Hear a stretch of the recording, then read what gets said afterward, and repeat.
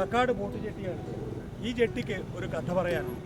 വളവട്ടിൽ നിന്നും കാട്ടാമ്പള്ളിയിൽ നിന്നും സാധനങ്ങൾ ഈ ബോട്ട് ജെട്ടിയിൽ ഈ കാളവണ്ടിയിൽ നിന്നാണ് ഇവിടെ നിന്ന് കണ്ണൂരിലേക്ക് സാധനങ്ങൾ കൊണ്ടുപോയത്.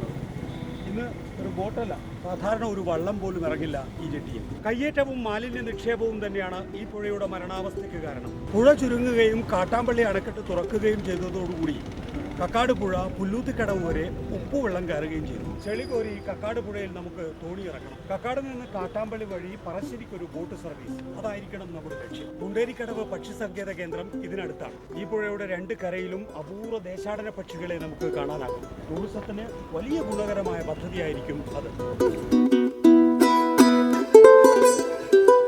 ചീനയും വള്ളവും ഇറങ്ങുന്ന കക്കാട് എന്നത് അമ്മമാർക്ക് കുട്ടികൾക്ക് പറഞ്ഞു കൊടുക്കാനുള്ള കഥയായി അവശേഷിക്കാൻ ഞാൻ അനുവദിക്കില്ല.